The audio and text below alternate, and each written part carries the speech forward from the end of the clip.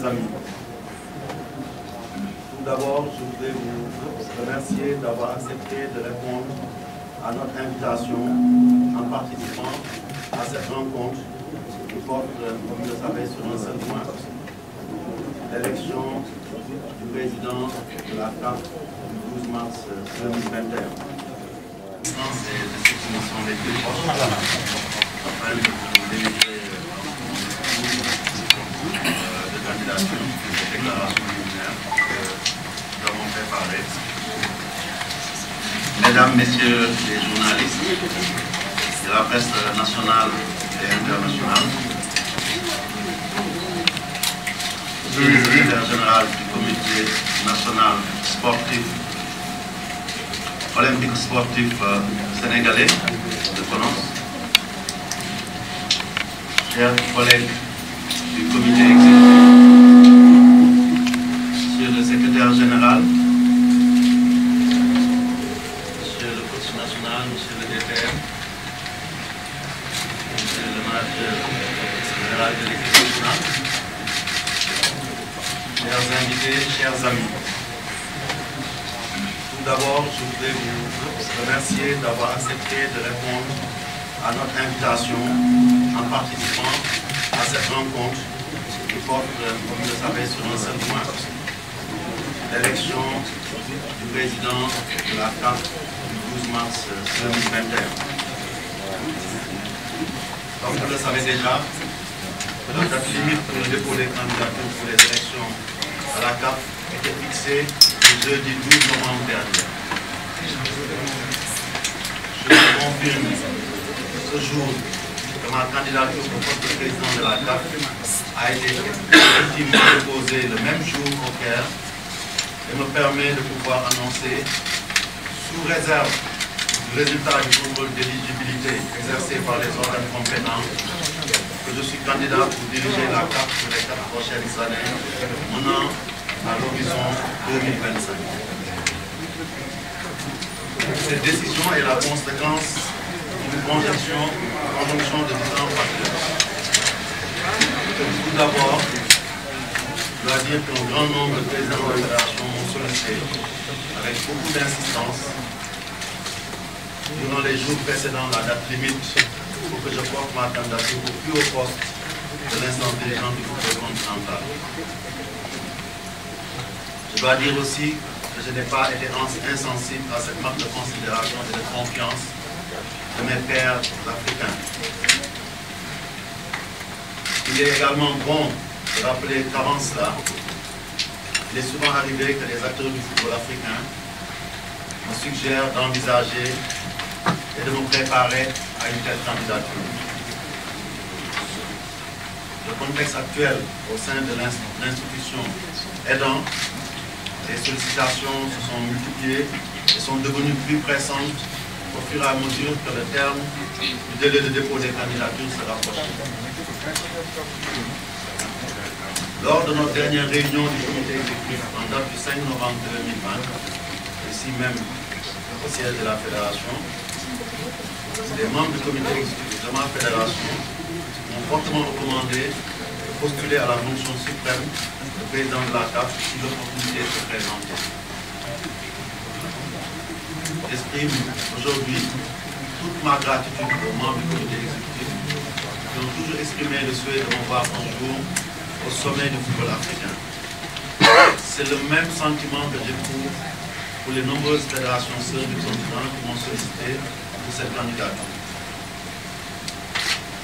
Consulter les plus hautes autorités de mon pays, le Sénégal, m'ont aussi donné leur feu vert.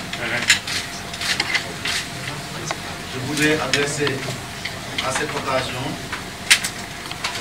mes sincères remerciements à son Excellence le Président Macky Sall, à M.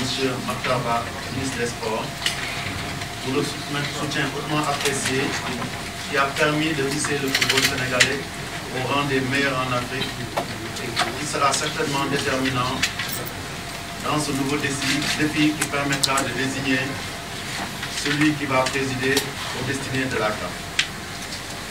À ce stade, actualité pesant, je pouvez profiter de ce stade, de cette étape-là, pour féliciter le coach Aliou Cissé et l'ensemble de son staff, ainsi que les joueurs, la fédération, les Sénégalais, pour la qualification obtenue hier à l'occasion des éliminatoires de la CAN. 2 tours avant terme. Et donc ça montre ce que je disais tantôt, avec l'appui de tous les Sénégalais, particulièrement des équipes, mais avec le travail de notre staff technique, des joueurs et de l'ensemble de la fédération. Nous sommes en train d'écrire de nouvelles pages du football sénégalais, mais surtout africain. Pour continuer sur ma lancée, je dirais ainsi ai-je finalement décidé de me porter candidat à la présidence de la CAF avec la ferme conviction que je suis en mesure de répondre aux fortes attentes placées en moi.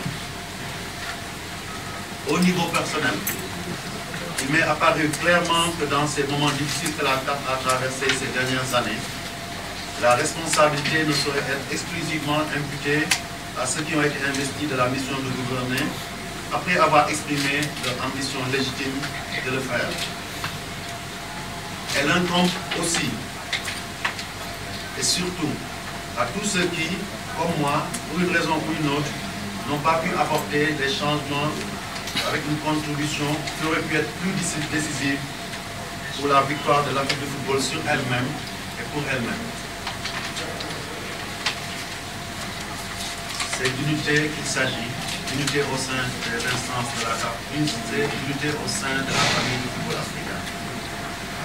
Après une profonde remise en cause entamée à partir de 2017, après le départ du président Issa Hayatou et l'élection du président Hamad à la tête de la CAF, fort de mes compétences, de mon expérience et de mon engagement, et plus que jamais armé de principes et de valeurs éthiques, j'ai décidé d'aller résolument sur le terrain où les différences positives et qualitatives se font, en ayant la ferme résolution d'être de ceux par qui les grands bons du football africain s'effectueront.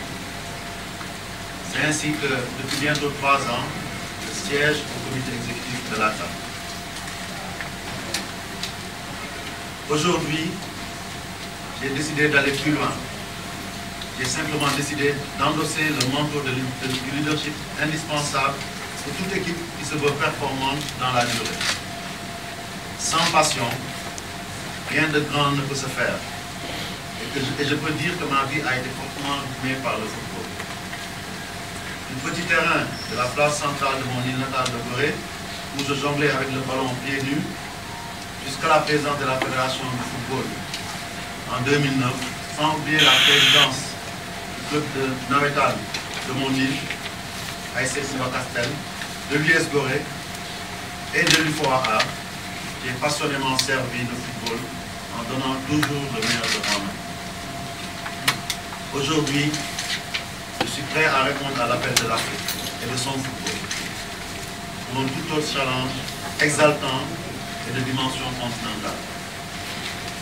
Je suis prêt à le relever avec l'intime conviction qu'il faut créer une nouvelle dynamique positive symbolisée par un comité exécutif solidaire travaillant exclusivement et en permanence dans l'intérêt du football africain avec un leadership affirmé rassembleur. Je crois en mes capacités et en mes valeurs intellectuelles, éthiques, morales et surtout estime pouvoir être ce visionnaire, ce bâtisseur et ce fédérateur dont le monde du football africain a besoin pour sortir de l'ornière et mettre définitivement et irréversiblement sur les rampes du développement notre football. Ces rampes du développement qui nous permettront d'effacer progressivement le fossé entre la CAF et les autres confédérations, tant au niveau sportif qu'au niveau de la gouvernance. Je dois cependant à la vérité de dire que ces dernières années, malgré toutes les clameurs et rumeurs colportées ici et là sur la gestion de la CAF, des avancées notables ont été réalisées dans beaucoup de domaines par les dirigeants en place. Et il me plaît ici de saluer et de rendre hommage au président Hamad et à mes collègues du comité exécutif de la CAF sortant. Dans mon cheminement au sein de la CAF également, j'ai aussi rencontré des hommes, des femmes, qui chacun à sa manière va apporter une contribution substantielle à la construction du socle sur lequel je souhaite édifier cette carte du futur que je promets aux amoureux du football de notre continent en cette immense. Je suis fier d'être un produit du sport et du football sénégalais qui m'ont tout donné. C'est l'occasion pour moi de remercier pour leur soutien au moment d'entamer cette nouvelle aventure les acteurs du football sénégalais dans leurs différentes composantes, mais aussi M. Diagne Ndiaye, président du comité national olympique, et tous les membres du mouvement sportif, sans oublier la presse sportive. C'est l'occasion de rappeler que même si j'ai toujours eu un cursus très football, j'ai eu une incursion d'à peu près 8 ans dans le basket, où j'ai dirigé un club de basket, où j'ai gagné avec ce club de basket. Et j'ai même, ça beaucoup de Sénégalais l'ignorent, j'ai même eu à siéger comme membre de la Fédération sénégalaise de basket. Aujourd'hui donc, ça montre que c'est l'ensemble du monde sportif, cette grande famille à nul autre pareil, qui, à mon avis, est interpellée par ma candidature. Ce n'est pas mon humble personne qui est concernée, c'est un pays tout entier qui a une mission à relever, apporter une contribution significative au développement du football au niveau continental à travers un de ses fils. Pour rester dans notre jargon, je dirais simplement que c'est un tout autre match, sans doute le plus difficile, qui commence aujourd'hui. Il faudra se donner les moyens de le gagner en rassemblant autour de ma candidature le maximum de fédérations africaines. Parce que nous ne nous cachons pas derrière notre petit doigt. Le Sénégal tout entier doit être avec nous, et c'est l'Afrique tout entière qui devra nous aider pour que nous puissions assouvir notre ambition de servir le continent africain et son football, et de le porter au niveau les plus élevés et les plus proches de ce qui se fait de mieux dans le monde. Aujourd'hui, d'Alger à Antananarivo, de Dakar à Djibouti, je tends la main à l'ensemble des présidents de fédération, à l'ensemble des acteurs du football, pour qu'ils regardent vers moi et sachent que je peux être l'homme de la situation. J'aborde ce défi avec une grande confiance. Car comme aimait le dire Nelson Mandela, ce grand Africain dont la persévérance va nous inspirer, c'est en arrivant au sommet d'une colline qu'on se rend compte qu'il reste encore plusieurs autres à escalader. Dans les prochaines semaines, vous pourrez prendre connaissance des principaux axes de mon programme ambitieux et innovant pour la CAF qui s'articule sur le credo ensemble pour un football africain uni, plus performant et plus attractif. Car c'est de tout cela que nous, à mon nom de l'appui, notre organisation continentale.